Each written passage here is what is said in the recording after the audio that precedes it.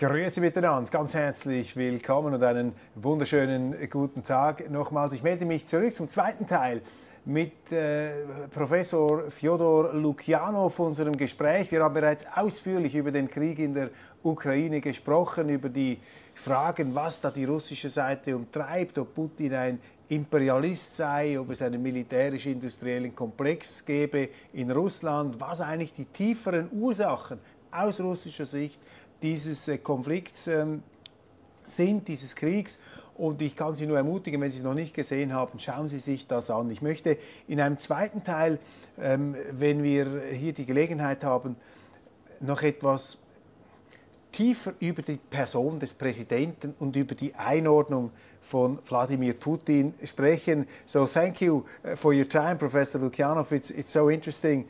Now in the second part, we would like to focus a bit on the president, on this big snorting elephant in the middle of the room, this polarizing, probably most polarizing figure, probably together with Donald Trump. I mean, Donald Trump is also an extremely polarizing figure, but I would say that President Putin is it even more. My first question, just relating to current events, this murder attempt against President Trump. How did you see it? What was your reaction to it when you heard about it? We heard a lot about the unprecedented level of civic hostilities and polarization in the United States, and frankly, many people in Russia expected something like this coming, because many of us expect something bad coming in the United States or from the United States. So in this regard, it was in a way predictable that something will happen which would beef up, so to say, this atmosphere. But the most interesting is, of course, whether this incident means that Donald Trump already actually got the presidency or not. You think it will? I mean, now he's a hero. I mean, that's what I read here when I see this murder attempt has turned him into a hero. We know a little bit about American public atmosphere. People became heroes, then very soon another campaign starts that people became something else. But Donald Trump is, of course, one thing is absolutely undeniable. He's a brilliant political animal. The way how he behaved, instincts are amazing, how he behaved and his courage, his courage under fire, how he reacted, I mean, and then with a lot of dignity in his first statements. I mean, probably it was a transformative event for him. It may be. And for the United States. We will see whether campaign will continue as it was or differently. But interestingly, again, about this strange, for us, a strange nuance in the United States, that the new event erases the previous one. Before that, everybody spoke about Biden's failure and debate. Yeah. Now it's out, so no one remembers that. People speak about that. I don't know. It looks like Trump improved his chances enormously, but who knows? Yeah. Speaking about transformative events, President Putin, is he, in the Russian context, a transformative president, a transformative figure in Russian history? He is, of course, because if we compare Russian situation, both domestically and internationally, almost 25 years ago, when he was announced, it will be in August, 25 years since he was announced by then President Boris Yeltsin as not only the new prime minister, but also his successor. and no one knew about this person. And I remember I worked as a journalist at that time, and I remember that everybody asked each other, "Who is this guy? Who is this guy? Is it our next president? The spy who came in from the cold." Absolutely. And in this regard, of course, if we compare Russia then and Russia now, very big difference. You know, we can speak. But what would we say was initially the greatest achievement of Vladimir Putin, what somehow justified him in the eyes of a majority of Russians? What was his greatest achievement at the beginning? That is very easy to answer, because his achievement was that he stabilized the Russian state, Russian statehood. And after the terrible 90s, where oligarchs ruled and the mafia was on the streets of Moscow. Oligarchs, mafia, separatists in the Caucasus, all possible challenges from within mostly. And in this regard, Putin, whoever would follow Yeltsin, would need to do this job, because otherwise Russia would totally decline. Yeah. So Putin did it, I would say, in a very efficient and very smooth way, without bigger, without repressions, without bigger cataclysms. He just started to give sense of functionality to the Russian state, Russian apparatus. Of course, he was lucky that oil prices jumped just at that moment. But even this fortune could be wasted if not Putin did some things to concentrate oil production and oil revenues back in the hands of Russian state, because before that the biggest share went to private owners, to oligarchs. And Putin's contribution to the Russian stabilization in between, say, 2000 and 2008, his two first terms, was enormous. And I think that people still now appreciate it very much. It is said that it is recognized that he stabilized the country. It is recognized that, of course, due to the national resources, the wealth, I mean, the whole wealth of Russia, of the Russian citizen, went up. You see the development of the salaries, but they say he was not able to really produce a domestic sector, industrialization, and all of these huge shortcomings. I mean, if I look around in Moscow, it's a bit an opposite picture. You have the impression this is a booming city, the economy goes very well. But what do you say about this assessment? Did he somehow, are there shortcomings in this interior economic development? No doubt about that. And I think to a large extent the decision to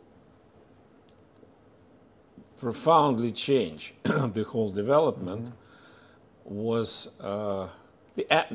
the component of this, not the main one, but the component of this was his conclusion that Russian economic and industrial development after collapse of the Soviet Union did not produce this performance which he wanted, what he calls technological sovereignty. That Russia, after collapse of the Soviet Union, gained a lot, but lost a lot as well. Technologies which were quite high level in the Soviet Union, but the very fact that now we don't produce jets, what Soviet Union did, and we used only Soviet jets at that time. That's one illustration, for example. And in this regard, yes, initial idea which was shared by Putin was that in the environment, in the global environment, the globalization means that we can become part of that. We can, so to say, make our contribution. Russia has so many different natural resources that it can actually contribute for a very long while to the international development. And in case of peaceful, globalized development, it would be fine.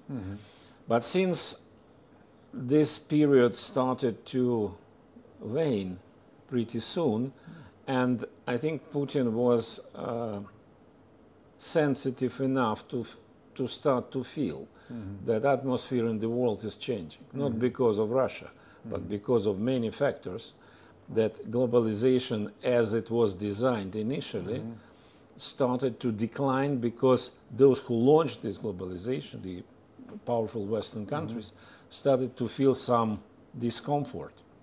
That some other countries like China started to benefit from that more than they themselves. And that brought him probably to the idea that Russia needs to change the model of development. Whether it will be successful or not remains to be seen. There are many... And how would you characterize Putin's leadership? What are the most important elements to understand this politician? He's very patient. He doesn't like... He doesn't jump to conclusions. He never does anything which is... we can make a little point. He refuses to make anything which is publicly demanded. In this regard, he's an anti-populist. If audience wants something, for example, fire a person who is considered to be at wrong position, he never does it. He can do it later when people forget, but then... I think he believes, and probably rightly, that he has a feeling of the nation. He has a feeling what Russian people, average Russian people, wants to hear and wants to do. What is his guiding ideology? Does he have an ideology? Does he have a philosophy? Like, for example, Ronald Reagan, the American president, who said, well, the government is the problem, it's not the solution. He tried to minimize the public sector. Or you take a Margaret Thatcher, very strong, principled politicians in the West. What is his guiding philosophy? What is his ideology? What does he believe in? I think he has some strong views, but you cannot say that there is an ideology like Reagan's or Thatcher's. Of course, as any politician, he has some speeches with quotations from different Russian thinkers. But my understanding of Putin is that he is, of course, a pragmatic. He's a conservative. He's conservative, but you know, he's conservative not so much ideologically, but he's conservative in his behavior. Conservative as a person. Yeah. He doesn't like big, quick changes and so on. Conservative ideologically, yes, probably, but you know, in our case, Russian history is so complicated that when you say conservatism here, you don't know exactly what you mean. Because some people who glorify the Soviet Union and the communism, they are called conservative here. Yeah. Some people who say about Russian Empire, and so they are also conservative, and how you can reconcile those two conservatisms? No way. So in this regard, I don't think Putin is an ideological leader. He has a feeling, he has a certain vision, long-term vision, a picture, what kind of Russia he would like to see. And what would you say does this picture look like? What is this ideal Russia? His ideal Russia, of course, a strong country which plays important role in the world. Not a superpower, because age of superpower is over. Superpower means super problems. Yeah, the only superpower remaining is the United States, and I think that in the next decades they will lose this status, and that will be good for them. And probably also for the world. Probably also for the world, yeah. Don't know yet. So I think Putin really appreciates high living standard. He is not like ideologically driven guy who wants an idea to be implemented, whatever it costs. No, he certainly believes in importance of material wealth. And actually, if you look now at his speeches, big speeches, he speaks all the time about development, how to develop the country and so. And probably if we would like to formulate his dream in one word, dream about Russia, I would dare to say that it will be the word resilience. Resilient country, resilient against all possible challenges, be it from without or from within. Yeah. Is he a Democrat? Not necessarily. This is a mystery. I talked to a lot of Russians about, what is the system of Russia? And they said, this is an autocracy, it's a dictatorship, it's a democracy. And then one journalist from Russia Today, RT, said to me, well, I watched the television debate between Trump and Biden. This is the best democracy of the world. And then if you end up with Biden, whatever you call our system, I'm glad we have Putin and not Biden. But how will you describe the Russian system, the system of Putin's power? Is it a dictatorship? They say it's a dictatorship. It's even a totalitarian, semi-totalitarian dictatorship. That's what prestigious newspapers in England write. I know. Certainly not a dictatorship, because, when people start to use such strong words, they probably forget what the real dictatorship is. So we had experience in our history. We had Stalin time. Stalin was a real dictator with respective consequences. Even the later stage of the Soviet Union, especially what I remember, I was born during Brezhnev time, so I remember that. I wouldn't call it dictatorship. It was already much softer. In our case, it has nothing to do with dictatorship. It is autocracy. I would not try to pretend as if there is a liberal democracy, not at all. There is an autocracy based on the authority of very strong, respected leader. It has pluses and minuses, of course, this kind of system. Pluses, that leader, be it Putin or maybe another person, if it will emerge at some point. Of course, the capacity to do things might be higher than in democratic societies, which struggle all the time inside, and any decision cannot be implemented soon. So this is probably what we see in many cases in the world, that even democratic systems turn towards stronger leadership. Look at India, for example. There is a democracy, no doubt about that, but democracy with the increasingly strong personality at the top. At the same time, I think the limits of this system are already inside. So because as long as we have such leader, whether we like it or not, but he is still enjoying huge support in the population. But what comes next? Yeah, this system is very much person-driven and tailor-made for one very strong and and this is not yet, not now. Now he was elected again for 6 years, and he's very active.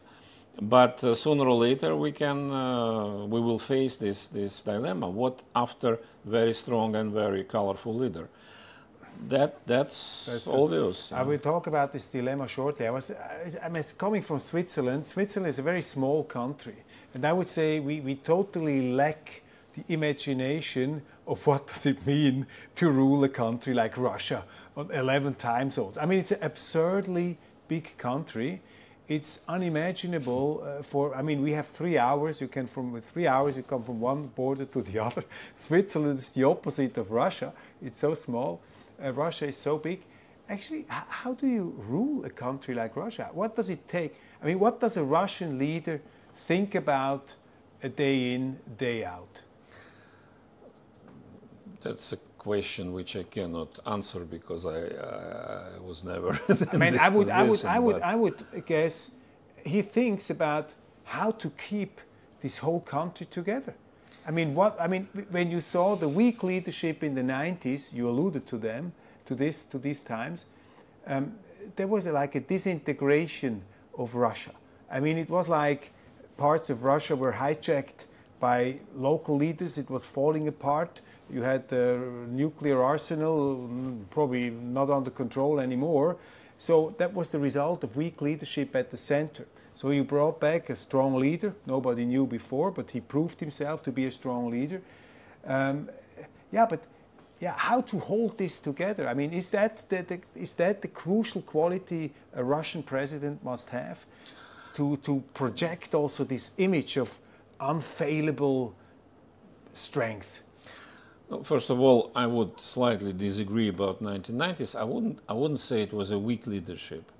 Leadership was different, and it's difficult to compare what we had after collapse of the Soviet Union, and this impulse of destruction was so strong that if Putin would come at that point, I'm not sure he would be as successful as he was later. As for how to govern this country, I have no idea. I don't think it's possible. I had a discussion with Vladimir Solovyov about this, and I brought him my theory. I said, I mean, I feel sorry sometimes about Putin, because I think, I mean, this guy, he works now for 24 years, every day, probably 20 hours a day. He has to work. He has no normal life. Now he's the scapegoat for all the evils on the world in the West. I mean, it almost requires a extreme amount of dedication. I mean, in Switzerland, our politicians change. The system is very strong. The institutions are strong. Are the institutions of Russia so weak that you need to have this strong individual at the center holding everything together? I don't think, first of all, I don't think you need to feel sorry about Putin. I guess he enjoys this life. That's exactly what he wanted. As for institutions are weak. I would even say weaker now than they used to be 15 or 20 years ago. It's a backside of a strong leader. The stronger leader, the less demand for strong institutions. Is Putin himself undermining these institutions, or are the institutions loosening muscle because he is so strong? It's more like a question of an erosion due to the fact that he's a strong leader, or is he actually actively undermining, as, for example, President Yeltsin? I mean, he used tanks against the Duma. He was also undermining the power of some institutions at the time. He tried to destroy institutions inherited from the previous time to replace them with others. No, I don't think that Putin purposely undermines, but yes, it's more correct to say that his personality per se is such that it doesn't preclude existence of strong institutions, which is fine as long as we have such a leader, which will be less fine afterwards, and probably we will need to address this problem seriously. But coming back to the question about how to rule this country, you know, that's the guarantee against dictatorship we discussed earlier, because to install dictatorship in this country, the only way is what Stalin and Bolsheviks did, to spill as as much blood as possible. Then you can, for a while, establish a dictatorship which will collapse anyway soon. So, thanks God, Putin is far from this. How would you put him in the long list of Russian leaders? I mean, in this beginning with like Ivan, the so-called the terrible Ivan Grozny, till today, what kind of leader is Russia? What kind of leader is Putin? Is he comparable? Do you see other personalities in the long Russian history he reminds you of? You know, it seems that he himself would love to be compared to Catherine the Great. That's why he had a good relationship to Angela Merkel. Yeah, probably. But the main thing is that Catherine the Great has a reputation in Russian history of being relatively peaceful, pretty successful in strengthening and enhancing the country, but at the same time to give impetus for development. And that's probably what Putin would like to see as his heritage, his legacy. I would not compare him to persons who normally appear in the West, Ivan the Terrible, Peter the Great. Yeah, no. Rather, some of Russian tsars in 19th century, like Nikolai I or Alexander III, especially Alexander III, who wanted to give stability and peace. And he was actually very much pro-great power, but suffering too much for that. And I don't think that Putin would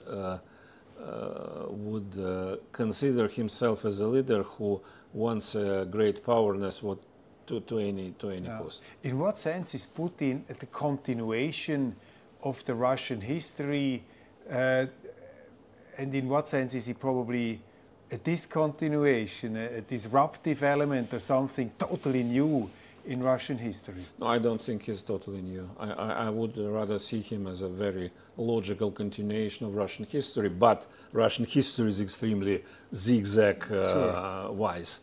And in this regard, you can identify some elements in his behavior and his political thinking, which can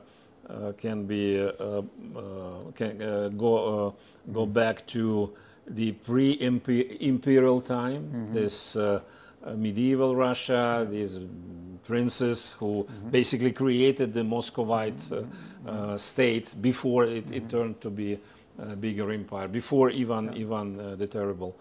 Also, as I said, some elements of 19th century Russian rulers.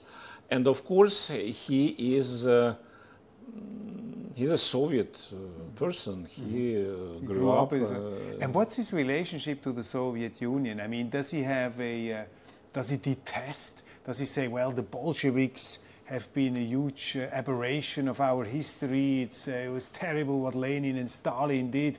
What is his relationship to this period of Russian history? You know, he never said that it was an aberration. I think he is just very much opposite to this idea that history has right and wrong sides. History is very consistent and integral. But in general, if you listen, especially in this context of Ukrainian conflict, he's very critical about the Soviet time. Starting from Lenin and then all rulers, he believes that they created this problem with Ukraine and with other territories Russia lost after collapse of the Soviet Union. I wouldn't say he has any kind of nostalgia for the Soviet Union. He used this famous phrase once rephrasing, I don't remember whom, Willy Brandt or anybody, those who don't mourn don't mourn the Soviet Union, they have no heart. Those who are nostalgic about Soviet Union, they have no brain. Oh, okay. And in this regard, I think this is exactly, he sees it as his motherland, but he's not a big fan of the Soviet system. Bolshevik romantic. No. What is that? We're approaching the end. I don't want to take so much time from you, but what is the driver of his foreign policy? We talked about the motivation. I mean, the criticism. He's an imperialist and everything. What would you say is the actual driver of the foreign policy of President Putin?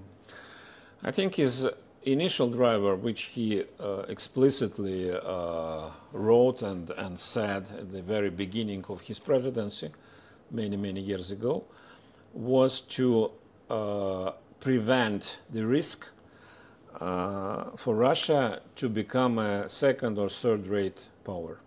Russia should be part of the Premier League of international politics, and that was, from my point of view, the leitmotif of his policy, starting from the beginning until maybe mid last decade, until the Syrian intervention.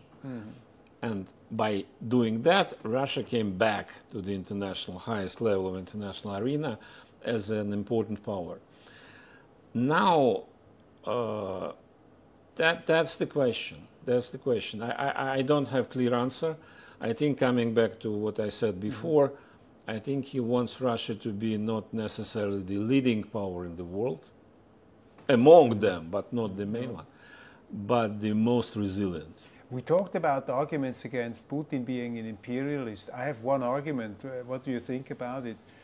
I once checked the military expenditure of Russia, and they compared it to the military expenditure of Nazi Germany in the 30s, which was considered, of course, an imperialist, aggressive country. And if you look at the expenditure for the military, it was in Germany 1935, it was like 8% of GDP.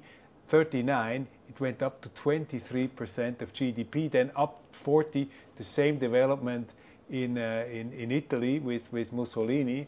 And if you look at the amount of money Putin is spending for the military, actually you can say in the Ukraine war, after 2016, after the Minsk agreements, he lowered the GDP percentage of the military expenditures, which would mean that if he was an imperialist, he would be the worst prepared imperialist in the history of imperialists because he neglected the military expenditure. That's true. I think you're absolutely right. If Putin would be a real imperialist and expansionist, he would first of all launch a very massive pro-war propaganda. Which is not the case. Yeah. I know that in the West people believe that there is the case, but it is not the case. Yeah. Yeah.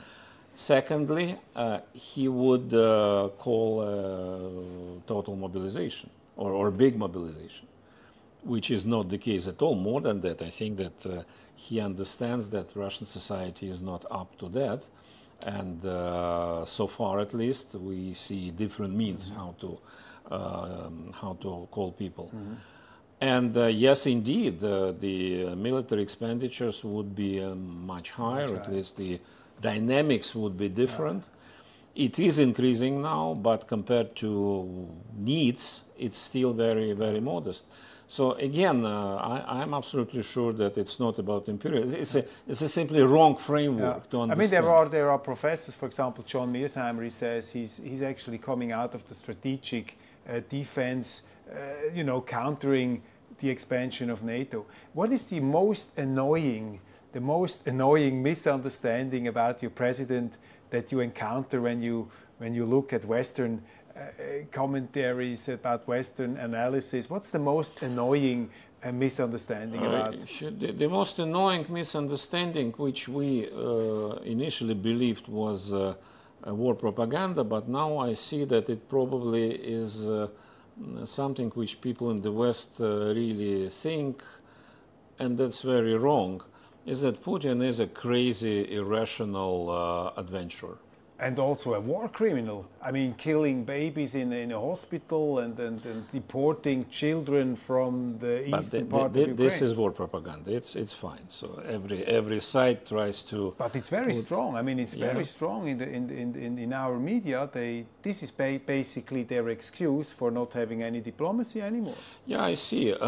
But the main thing is that this war, this situation, this political environment vis-à-vis Russia has been turned into purely moral dimension. Like a crusade. Crusade or not, but if you think in moral terms, then of course you cannot foresee any compromises, because it cannot be a compromise with evil or this devil and so on. And that's a deadlock, and that's what Viktor Orban is trying to destroy. I would say the most annoying misunderstanding, if it's a misunderstanding, or the most annoying perception, let's put it this way, the most dangerous perception at the moment of President Putin is that he really is up there, you know, like on the ranking of the bad guys. I mean, they even compare him to Hitler. I mean, this is what they do. But this can turn into an issue when your president is vilified, at least in the United States and in Europe, in this sense. How do you address this problem? Do you think President Putin does a good job in selling himself and Russia to the world audience? You know, the problem is that he he doesn't do this job at all, because probably he doesn't believe it's important. He believes that if he does right things from his point of view, then sooner or later people will understand. I'm not sure it will happen, but that's exactly what he's trying to do. What is his biggest shortcoming in your eyes? Wait, you say, if Putin would sit here and you have a candid conversation, what would you say him? What he should do better? I wouldn't try to teach the president about his job. I would ask a couple of questions about the situation before the special military operation started, and why he took several things which they assumed were right turned to be wrong. That's important. I mean, he's now in power for 24 years. One says power corrupts, long power has a corroding effect on your personality. What is your observation there? I mean, you follow his presidency, you know, since 24 years. He has been all there all the time. Do you see any changes in his behavior, in his personality? Does somehow the power has a corroding effect, or does it produce arrogance? You know, these negative effects? I wouldn't say corroding effects, at least not what I see. I think the problem is that several things, especially vis-à-vis the West, several things which he tried to do turned to be unanswered, and he accumulated a very significant amount of disappointment. And you feel it in his speeches, in his behavior now, which is very much understandable. Bitterness. Bitterness, yeah, which is understandable, but probably not the very best thing which the leader of such a country would have. And of course, he is probably the most experienced leader in the world now. Not the longest serving, because, for example, President Lukashenko turned 30 recently in his position, but Putin went through basically everything which a leader of a country could go through, And in this regard, huge experience produces wisdom and skills. At the same time, I don't know whether it can be applied to him or not, but any long-serving person starts to lose some freshness of perception. And what would you say is his actually biggest quality? What would you say? I know one should never ask a professor, what do you admire? Because as a professor, you are a trained skeptic. You have to question everything. So I will phrase it differently. Yeah, what would you say analytically is his overarching quality? What would you think it's his number one quality? I think he's very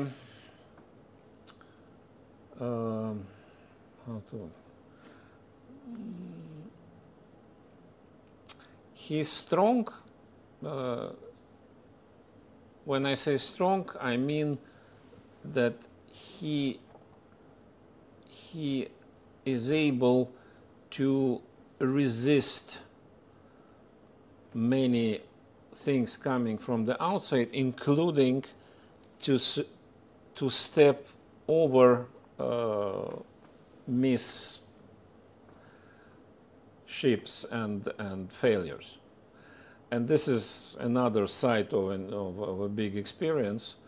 And of course, when I say about resilience, which he believes is the best, is the most important virtue for Russia, I think that can be applied to him as well. He is a very resilient person. Resilient person. And what was his biggest mistake?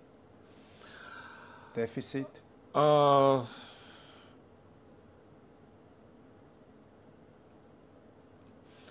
think it's not mistake or deficit. It's about again about the period in power and the institutional situation. Probably, yes, I think he tolerates yes. the decay of some institutional frameworks. He is too strong to believe that other means should be established. And again, as long as he is in power, it's fine. But sooner or later, probably at the point, I don't know when and whether it will come, he will decide that he should prepare it for a change. Then probably he will try to transform the system internally. Do you think he has a plan for his retirement? I mean, that he thinks. I mean, this could be a deficit as well. I mean, if you're the CEO of a company, okay. I mean, if you're called Picasso, you hold your instrument till you die. Or Woody Allen, he still makes movies till he falls into the grave. But if you're the president of a country with 150 million people of this importance, you shouldn't rule till your last day of your life. So, I mean, is there a certain, what do you say, is there a certain degree of cluelessness on the side of Putin, that even himself, he does not know what comes after him? I don't believe he is the person who wants to rule until the last day of his life. Certainly not. But at the same time, I'm almost sure that for now he has no plans at all to resign or to prepare a design for after him. He simply believes that he has very important tasks to complete, and the most important one is Ukrainian issue. Which will dominate his presidency in the coming years? Absolutely. Are you afraid of the future of Russia? If you look into the future, say, well, now we have this President Putin, but he's not 45 anymore. He's an elderly man, still in very good shape. That's what they tell me. He's training 7 days a week. He's still in, I think, in a very good physical condition. But still, he's like the eternal president. How do you look at this long period and a bit over it? Do you have sorrows? Do you think, my goodness, what comes after it? Are we does Russia fall into terrible times, well, there is an expression in Russian about these times, you know, when Ivan the Terrible died, or even in the 90s, they were a bit the chaotic times. What do you think? Frankly, I'm not afraid of this. I don't know why. Because there are some reasons to believe that such risk exists, but I'm not afraid. I think that in one or another way it will be settled. I'm afraid of something else, actually, which is connected to Russia, but not only to Russia. I'm afraid that the international development at large might turn into something pretty unguided because of numerous contradictions everywhere. And I don't believe, as a person who tries to analyze international relations, I don't believe that we will see another world order anytime soon, in any foreseeable future order, because we tend to believe that previous order has gone, but the next will come. I don't see principles and modes how this order can emerge. From my point of view, the next years or even decades will be anarchic development, which doesn't mean necessarily a big war, but a lot of all possible turbulences. That's for sure. Probably there are two conflicting models now on this planet. There is one model which reminds me of the 19th century, which was the model of the balance of power, of sovereign states respecting their mutual sovereignty, not interfering into internal affairs. I would say this is the model of China, of Russia. And then you have another model, it's the American model, it's called the rule-based model. And the rule-based model means that you don't accept another country if it has a different government style than you have, which is like the model democracy versus autocracy. And the question is, which model will prevail? When I talked to Henry Kissinger 18 years ago in his office in New York, he said, we are entering the 19th century again, this period, you know, of mutual sovereignties. A multipolar world would be the new term. Who will win this competition? Will the unilateral American rule-based model, the rules by the Americans, of course, will this model prevail?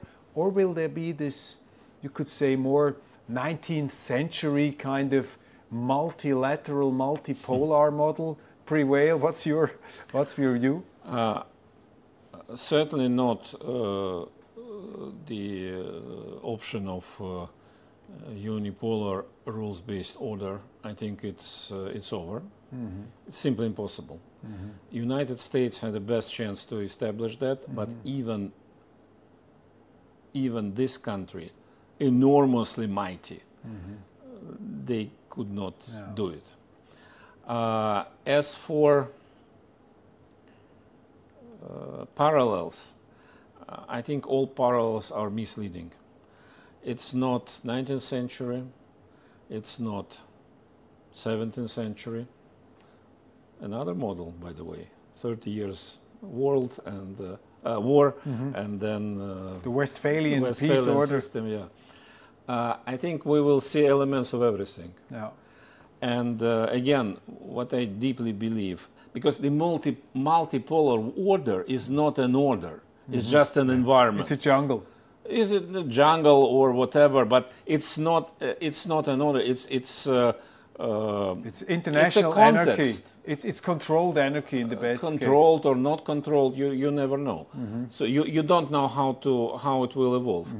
And I guess that countries, nations, when they start to understand that there is no hierarchy as before, they will start to behave in a much more responsible way, because they will understand all risks. So probably it's that the international order has the same problem as the Russian imperial order. Since the United States have been so dominant, the international institutions decayed a little bit, and so all delegated the responsibility to the United States, especially in Europe. They got rid of their armies. Now they're panicking. So probably, yeah, we're coming back to more a sane situation. We will see. I mean, thank you very much for this conversation. I have a very, very last question, which brings me back to a perception at the moment many people have in Europe, in Switzerland, in the West, you know, because there is so much propaganda all around us. And the perception is Russia, of course, is an autocracy or a dictatorship, and it's a very tough life. And if you are an intellectual, if you are a journalist, there are very close red lines, and if you overstep them, you end up in hell. And it's mind control, whatever you imagine. Can you give us here your personal view? How is it to be an intellectual in Russia these days, in times of the war, where probably also Putin has a bit pulled the screws, you know, it's probably a bit more difficult situation. Also in the West, I mean, it's not as free as it was like 10 years ago or 20 years ago. Yeah, how is it to live as an intellectual in Russia? As far as the hell is concerned, so many of us will end up there, no doubt about that. Whatever we do in life, you mean? Yeah, not necessarily because of our political views, but okay. Other reasons. Of course, the current environment is much more demanding and much less open than it used to be. I see it here, I see it in the West. That's a question where limitations are stricter. In Russian case, we have more of formal limitations. In Western case, much more of informal but very strict limitations. That's not easy. I think that what I am trying to do, I don't insist I'm extremely free, because it's arrogant to say. But what I'm trying to do is to try to take distance and to look at what is happening a little bit from the outside, be it our situation or European or American or Chinese, whatever. Because I think that the most simplistic way is to try to subscribe everything what is happening to particular persons. Be it Putin, be it Trump, be it Biden, be it whatever, who else. I grew up in the Soviet Union, and both school and university, we still studied Marxism. And Marxism has one advantage. It gives a big integral picture, structural picture. And I think that it's what, not necessarily the Marxist view, but the structural picture is very much needed now again. We talked about a lot of gloomy topics at the very end of this conversation. What's the beam of light? What is for you the silver lining on the end of the horizon in these times? You know, the silver lining is very simple. I say it to all my students when they come to the first class. I say that whatever we think about human beings, about citizens, about persons, but as professionals dealing with international relations, that's absolutely golden time for us, because not every generation of foreign policy specialists could watch how history is being done in smartphones. That's enormous privilege. Most interesting times, but also dangerous times. Professor Lukyanow, many thanks for this long conversation, very enlightening conversation. Meine Damen und Herren, wir haben die Zeit massiv überzogen, aber es war so interessant, so lehrreich. Ich hoffe, Sie sind uns bis hierhin gefolgt. Ich danke Ihnen ganz herzlich, melde mich zurück und many thanks again. Vielen Dank abermals, Herr Professor Lukyanow. Das war sehr interessant und auch ein Privileg, so viel von Ihrer kostbaren Zeit hier haben zu dürfen.